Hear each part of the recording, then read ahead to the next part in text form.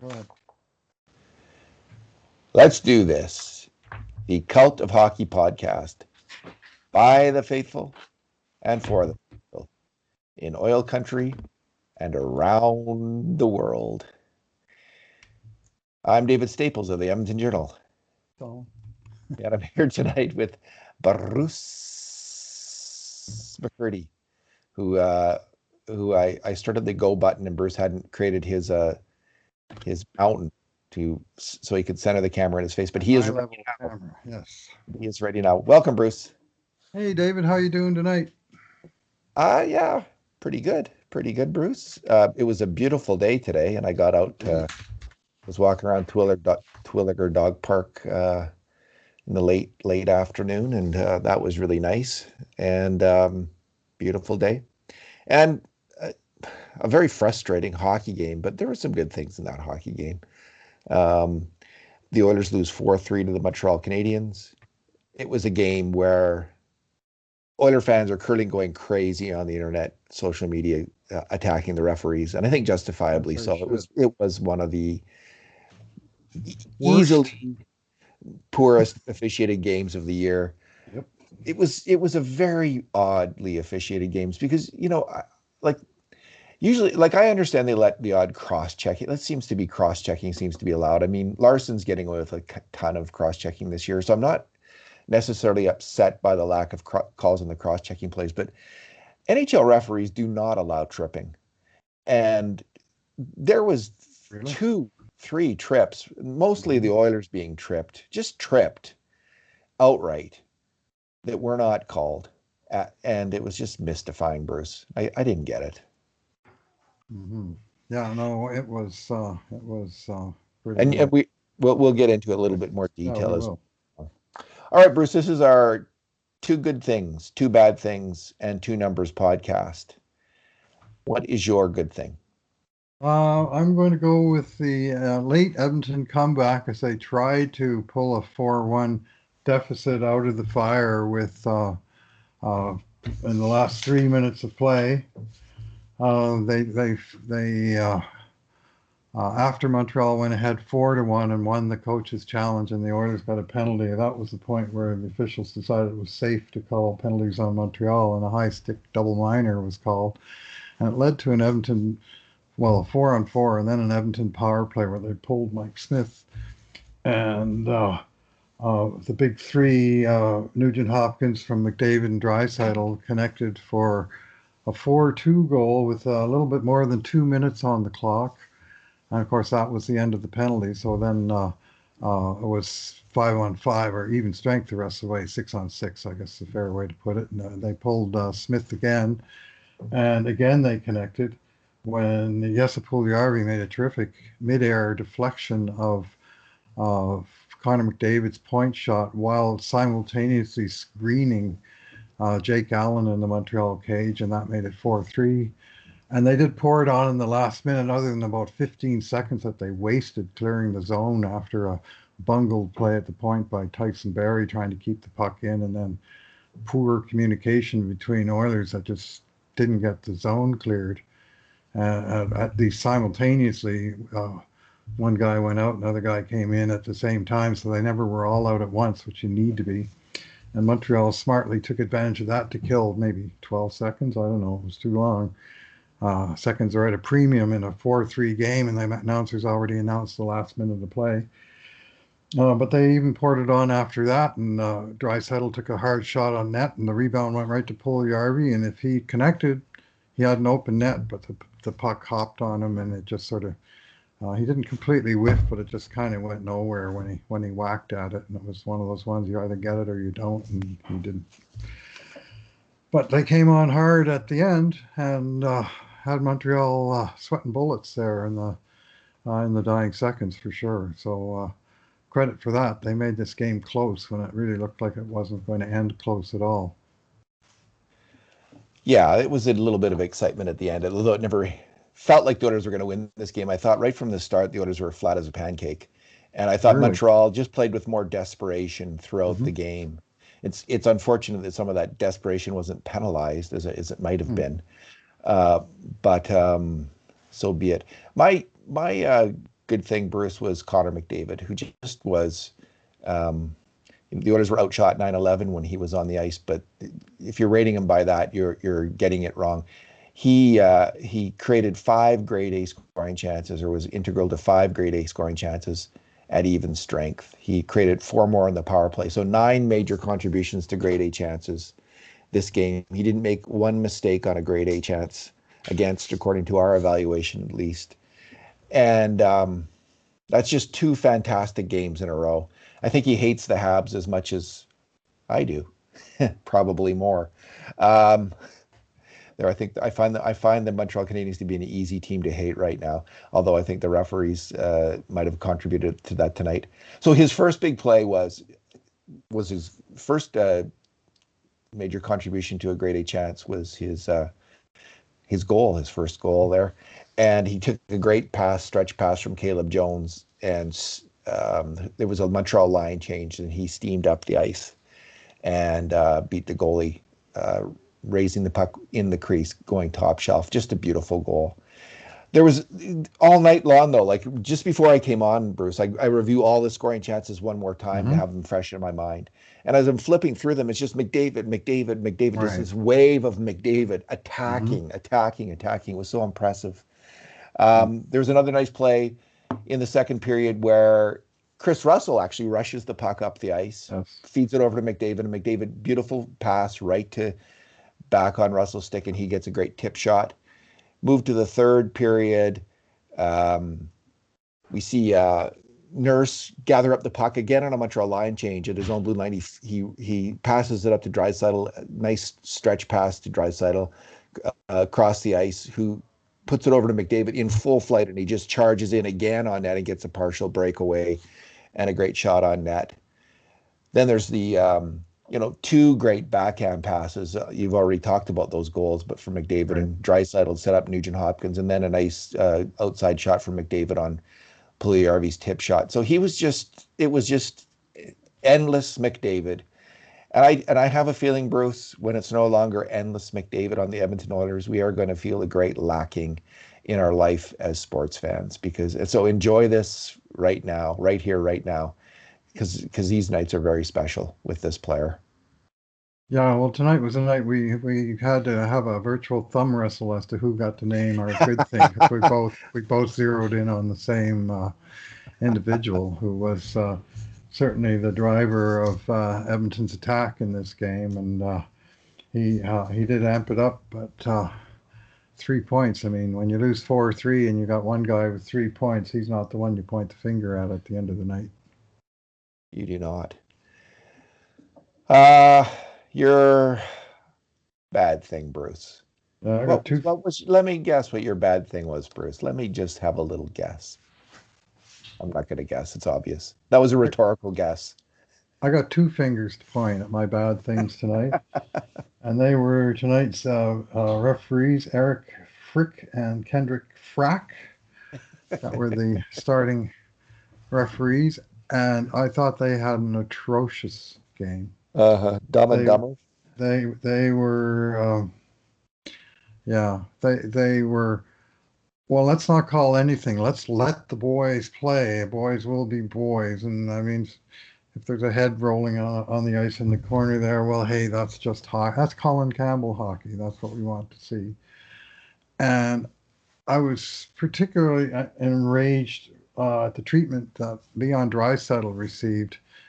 First of all, I would say at the hands, but more at the shaft of the stick of Shea Weber, who tried to make Leon his personal King Charles I at the executioner's bucket, with several vicious cross checks, obvious cross checks that were consistently not called. Shea Weber wore the cloak of invisibility throughout this game. He must have committed, I mean, probably not a dozen fouls, but it seemed like a dozen fouls, maybe only half dozen. But Bruce, he's a veteran. He's a veteran. But he's a veteran. Aren't veterans yeah. allowed to do that? Come on. Yeah. So he had the cloak of invisibility going, And then Leon played let's call it a robust game tonight. But then in the third period, after two and a half periods of the refs calling nothing of, well, he was fouled. Like Leon hit the deck, I bet you 8 times tonight. And there's a lot of games where he never goes down even once. He just kept getting knocked down, tripped, tugged down, tackled, cross-checked to the ice.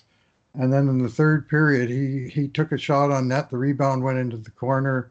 Montreal defenseman, I think it was 44, was it Edmondson, cleared the puck out of the corner, and Leon went and hammered him with a very heavy, hard, but to my view, clean check. And all of a sudden, that's a frickin' penalty. And it was called interference when the guy just played the point. Dave Tippett, Dave Tippett's got a lot more control than I do. And he looked serious askance at that after the game. He's sort of going, how can it be interference when the guy just played the puck? And when the follow-up question came in, he said, I just can't talk about it anymore. You know, that he's just, you know, you could tell he was like super frustrated, but just trying to play it cool and not trying, you know. Anyway, Furlat and Nicholson, who are the real names of frickin' Frack, they were brutal. And I think they were a significant player in the outcome of the game. The Montreal power play goal scored after that Draisaitl penalty, and then I mean you can argue, and Mike Smith certainly did. That Smith stick got kicked out of his hand just as Montreal scored the 4-1 goal, which of course stood up to be the game winner at the end of the day. So it turned out to be a pretty huge goal. At the time, it just seemed like the sort of the last final insult, you know, 4-1 with 5 minutes left, and it turned out to be the difference. So that one was a little bit iffy. It wasn't as obvious a call as the one they got right. Different refs got right on Alex Chason the other night, but I don't know. I mean, the goalie got his stick kicked out of his hand and then knocked off balance, and they scored on the continuation. But anyway, it's more of the Shea Weber stuff, like over and over again. When the guy's got his two hands extended full length, like you could have the ref on the International Space Station, and he'd be able to see that extension of Weber. It wasn't like a little bump and close, you know. He just reached out and drilled him right in the back. Yeah. Sent him hard to the Should have ice. been I a mean, penalty. that's got to be called. Yeah. And you've got to protect your stars, NHL. And tonight, Oilers stars got absolutely mugged, thugged, mauled, hauled, pounded, and they got the penalties. McDavid got a penalty, and Draisaitl got a penalty. Yeah, I don't usually like it when coaches complain about refs, like and lose it on the bench about the refs. I think it's counterproductive. Mm-hmm. It gives the team, they get caught up in it, and they get excuses. But when your star players, there's one exception to that rule. When the health of your star players is imperiled, yeah, I think that's when you speak up and you forcefully complain about the refs. You know, you talk about they're not doing their fundamental job. Their fundamental job is not to influence the outcome of the game. Well, that's the kind of the code of hockey, that they're not supposed to influence the outcome of the game. But their real job is they're not supposed to let the players get injured. I mean, this is why we have refs. So there's not major injuries and I guess so cheating doesn't win games. But they just totally failed, Bruce. Those McDavid and Draisaitl were in danger on the ice, and I was by halfway through the third period, I'm just thinking, I just hope Edmonton's star players get through this game without being injured, because of course Zach Kassian got injured when he was being the aggressor on a check, but that's what I was hoping. So they'll be running out of ice bags in the dressing room tonight. I mean, there's going to be a lot of welts and bruises and so on from all the stick work and lumber laying on that was being done. And so I have a long history of being not happy with the refs, but I bite my tongue. You know, this is the first time all season, David, or I've named a ref as a bad thing, but these guys deserve it. They stunk. And I was thinking, was hoping, and like when people are writing about the stories, put their names in. So when they Google it, they'll see their names. Bruce, I have one question and one comment about your Charles I reference. I think everyone knows what the invisibility cloak is. So people who are familiar with the Charles I Wikipedia entry will know that in January 1649, at about 2 p.m., Charles I put his head on the block after saying a prayer and signaled the executioner when he was ready by stretching out his hands. He was then beheaded with one clean stroke. Mighty swing. And my comment is By executioner Shea Weber. that was an apt comparison to Shea Weber's clean stroke. But my question is, of all the executions that there's been, why did you pick out Charles I? Well, because if I said Marie Antoinette, that may not have sounded good on Draisaitl. But Charles I, there's actually an astronomy connection here. There's a star in the sky called Cor Caroli, and its full name is Cor Caroli Regis Martyris, which means Heart of Charles, the Martyr King. Huh. So and it's in fact a double star. And when showing this star to people at the observatory, I sometimes joke that the bright star is Charles, and the second star down below is his head in the basket. What is your Anyway. favorite star, Bruce? What's your favorite star? That's one of them. But I think, as a full-blooded homer, I'm going to go with the sun as my very favorite star. But that's Great the one we answer. kind of need the most. But yeah, so that one. That is a fantastic answer. 10 out of 10. Okay. Oh, yeah. Okay. My bad thing. Well, we're just going to quickly go through the goals against, because those are my bad things. And there was, generally speaking, one egregious thing that happened on each goal against.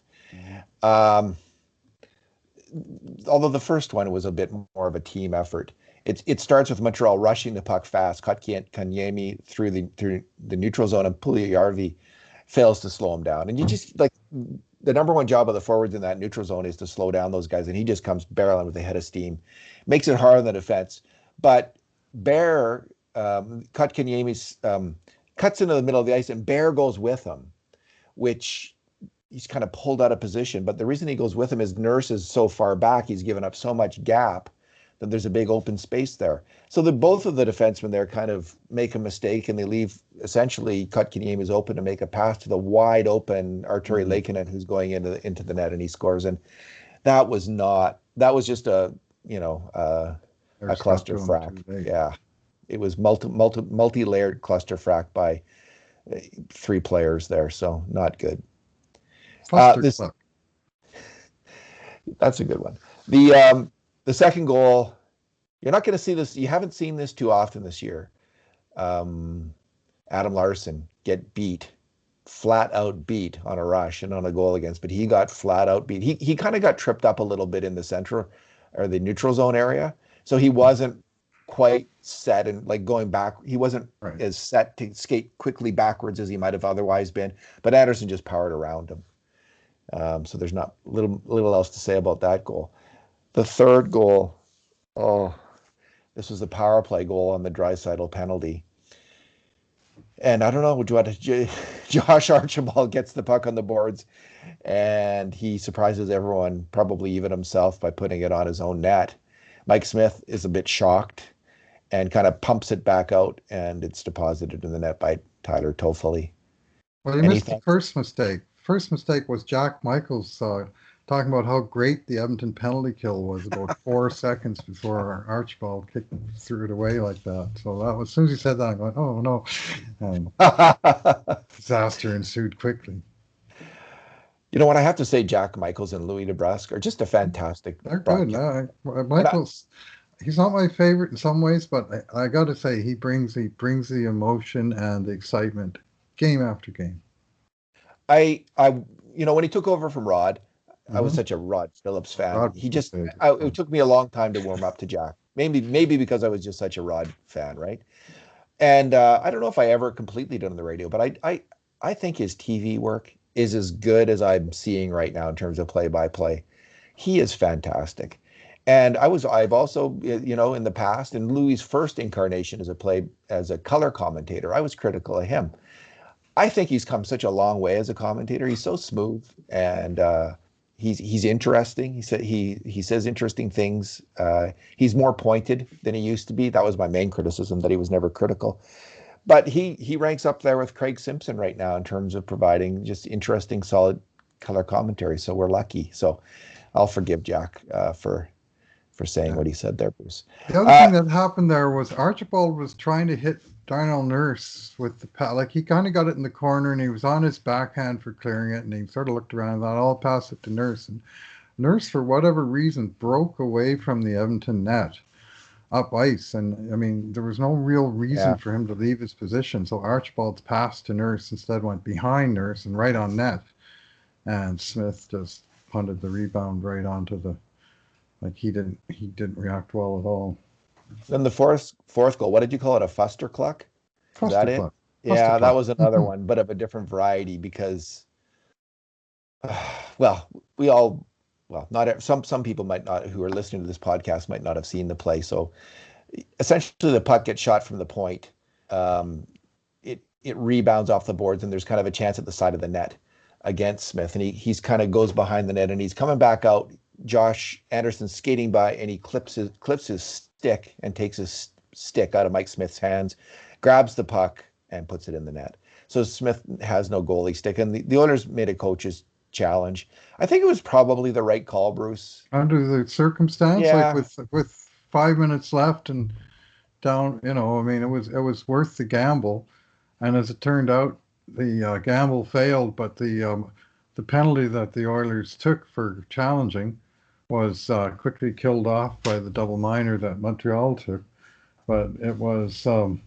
I think it was the right call by the coach's challenge. By the coach to do it. Yeah. No, Even if it was a 50-50 I'm saying it was call. the right call of the people in the NHL made the right call and saying that's a good goal. I think it probably was a good goal.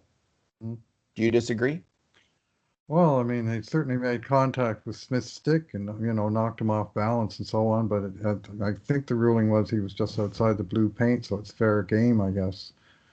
So Smith was pretty upset because he'd been called himself for a very marginal trip when he put his stick out to clear a rebound and the guy stepped on it, and that was a penalty. But just wasn't Oilers' night, let's put it that way. And I don't know what the rule is. Like if you're outside the crease and you get your stick, because it wasn't like he slashed it out of his hands. It was not intentional, the play that Anderson made, I don't believe.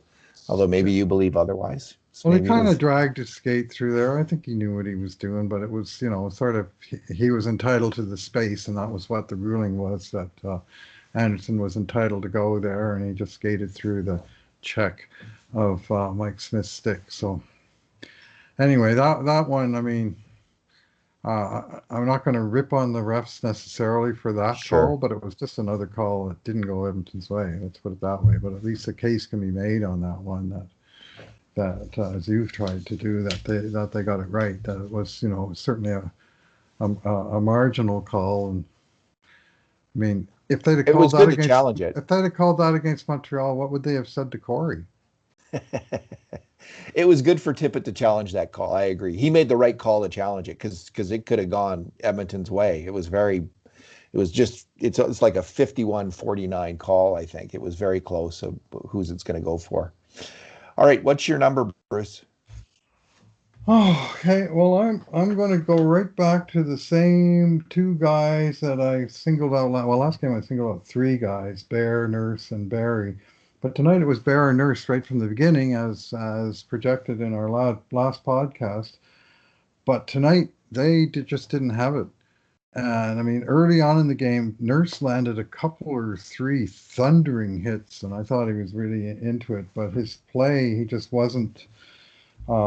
He wasn't as zoned into the game tonight. And with them on the ice, for Nurse, 10 shot attempts for, 24 against. For Bear, 7-22. Shots on net, 4-15 for Nurse, 3-13 for Bear. And they got, they just spent way too much of the game in their own end. They got outscored 1-0 on that crucial goal in the last 30 seconds of the first period. And it was just not really a very good game by either guy, and it shows up in the numbers. Like, to me, the numbers reflect how they played, which just wasn't that great. We've already talked about their play on the first goal against, so on a very significant play as well, they screwed up.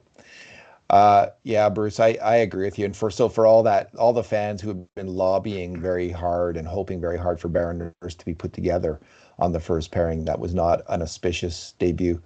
And mine is a similar thing. As people on this podcast know, I've been lobbying hard all year long to see the Dynamite line returned as a unit. They were weak tonight and ineffective. Um, I think that Nugent Hopkins was not quite yet bringing his A game. Hopefully he will. It was great to see him back. It is not uncommon for players coming back from concussion to take a while, Mhm. sometimes a long while. It's great to see him score that goal. Yeah. That'll excite him, and hopefully, but so I hope he's ready to go. But that line as a group, for various reasons, they were fouled a lot, as we've mentioned, but they weren't clicking, and this is also seen in their shot metrics. I just go with shots. Nugent Mhm. Hopkins, when he was on the ice, and usually with Drysdale on the Yamamoto, 3 shots for, 10 against, and that's similar shot metrics for all of the guys on that line. 3 shots for, 10 against. So that kind of told the story of that line. They just weren't when that line's going, and they came close a few times. It seemed just could never get fully in sync. They came close a few times to getting it going in the offensive zone with that great kind of hunting as a wolf pack for the puck and then passing it around with such great skill. But we didn't see that in the first game. I hope they're together again next game. I honestly don't. I don't think McDavid needs Draisaitl or Nugent Hopkins on his line to go. He is a player who can do it, who does it on his own, whoever he is with. I actually like Puljujärvi. I thought he was playing with a bit more confidence tonight. Mhm. He's probably feeling good about himself. Like he's going to be the Should. man now on that line. Like McDavid's going to make plays with him now on that line, and I'd like to see that continue. Like for the next few games, let those guys work it out. Maybe put McLeod there. Maybe that's way too much to ask of a young player. Although I don't mind Archibald there. I think they should stick with these lines for a few games and bring McLeod in. The other bad thing, Britt, that we didn't mention was Cassian getting hurt. And this is the Yeah. second time early in the game against Montreal where the Oilers have been thrown off. We feel bad for both the players, Cassian and Kara. It's also Mhm. tough for the Oilers in these particular Oh, games to have their line combination thrown out like that. And I thought it was particularly this game where the Oilers lacked a bit of energy. Would have been good to have all 4 lines going. and And Cassian's Cassian, they injured. they missed Yeah, they Cassian missed him. specifically They tonight did. after he played pretty well on Monday night, and it was a rough and rugged game being played by Hudson Bay rules, which should have played up Cassian's angle. And I mean, he did get hurt, throwing a body check and trying to get involved physically, and we're not sure what happened. And Tippett said in the post game he's not sure how long he'll be out, but I think the Oilers did miss Castian tonight. And the second time, it's starting to sort of come out of a bad stretch and they got hurt.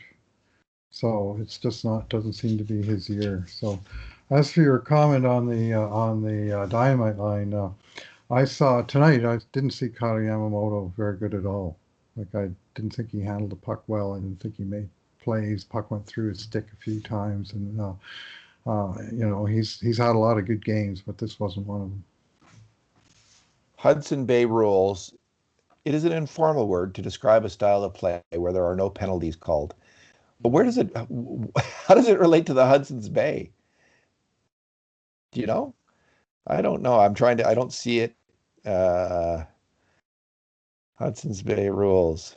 Do not get into a rut during the season. Take a break, go to a skills coach, take a private. Mhm. Yeah, there doesn't seem to be anything coming up on YouTube, or excuse me, on the internet, on Google I saying what think the they're, I Hudson's. think they're, yeah, I think it's a reference to the very, very early days where anything went. Possibly there weren't even any referees when they played hockey on Hudson's Bay. Might as well not have been for large chunks of this game. I wonder if there ever has been a game of hockey played on Hudson's Bay. Which reminds me of a great quote. Going to one of our podcasts, founding fathers, the great Ed Whalen, interviewing Earl Black and Tiger Tommaso after they'd been in and lost a tag team match against a particularly dirty pair of opponents by Stampede Wrestling standards, and Ed Whalen and Tommaso and Earl Black were anything but angels themselves. Like they were the guys in the black trunks more often than not. But Tweet Tommaso. tweet Tommaso and Earl Black and Ed Whalen said to them, this was the kind of bout where you guys needed about 4 referees out there. And Earl Black said, I'd rather have them with no referees.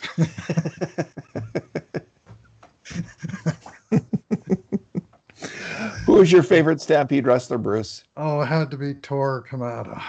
Tor Kamada. Mine was I liked a bad guy. I think it was Tor Kamada a bad guy. He was a bad. He was a funny bad guy. They had great interviews, him and Ed Whalen, just great interviews. He was a Japanese guy, and of course Tor Kamada, I found out years later, is the name of the head of the Spanish Inquisition, Torquemada. Very different spelling, but it's exact sort of homonym, and it was obviously a fake name. I didn't know what its meaning was for years until later. Torquemada, I know that name. So, my favorite was Archie the Stomper Goldie. I think where was he from? Carbon, Alberta, I believe, and he had on cowboy boots, and he would stomp on people's heads. And then my next favorite was Les Crawford. I think his name was Les Crawford, who came and he eventually he was the hero, the good guy, right. And he eventually beat Archie the Stomper Goldie. And for tag teams, I'm going to pick Crazy Nick and Sweet William, the Kiwis. I don't know if you watched it during that era, but they were something to behold.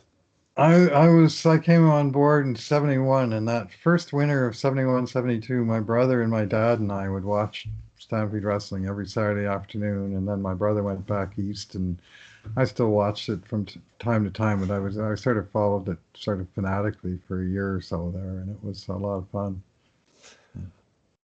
All right, I guess the press at the Saddle Dome, the press gallery is called the Ed Whalen Press Gallery. I've been in it.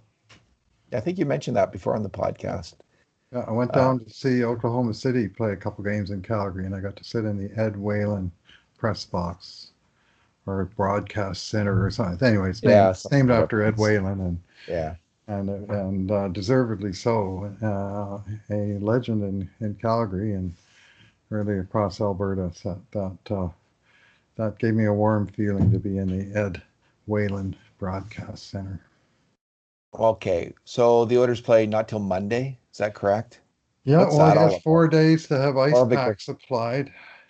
And somehow, when they're making up all these games, they had this big 4-day gap in the schedule, and they couldn't find a makeup game to be had in there. And then once they get playing again, it's 10 and 17 days. So it's just full steam ahead for the last 3 weeks of the season, which has been extended by a week for some of these makeup games. And I think at one point the Oilers played Vancouver 4 times in a row, and that may be by the time Vancouver's starting to wear down a little bit, because they still got 17 games left or 16 games left, and they have a mountain to climb. If the refs aren't screwing the Oilers, the schedule makers are with their Hudson's Bay scheduling. Let's leave it there. Thanks for talking tonight. All right. Thanks for listening, everyone. And in the meantime, and in between times, this has been another edition of the Cult of Hockey podcast.